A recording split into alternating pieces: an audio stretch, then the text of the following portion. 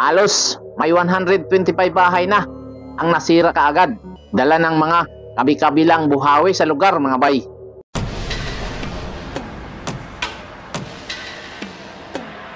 Sa gitna naman ng malalakas na pag-ulan mga bay, natagpuan ng Florida Highway Patrol ang isang basang-basang aso mga bay.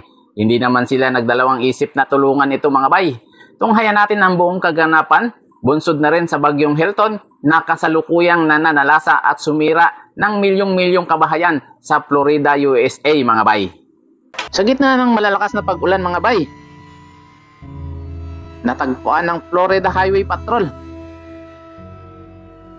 ang isang basang-basang aso mga bay. Hindi sila nagdalawang isip na tulungan ito. Dahil bukod kasi sa nakatali lamang ito sa bakod, lubog na rin ang katawan nito sa tumataas na tubig mga bay. Sa pagkakataong ito mga bay, bakas ang pagka-stress ng aso nang lapitan ito ng isang officer. It's okay.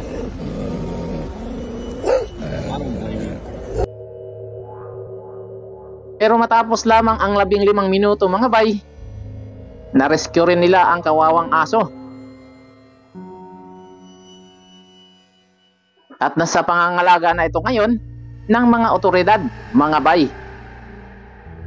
Hinahagupit kasi ngayon ng malalakas na ulan at hangin ang Florida, USA, bunsod ng Hurricane Milton mga bay,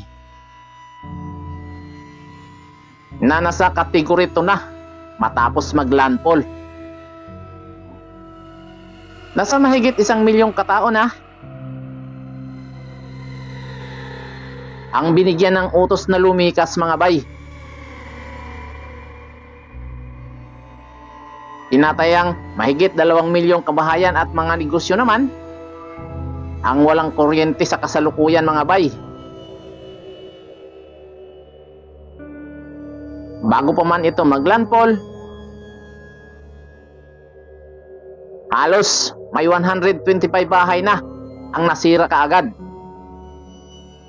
dala ng mga kabi-kabilang buhawi sa lugar mga bay.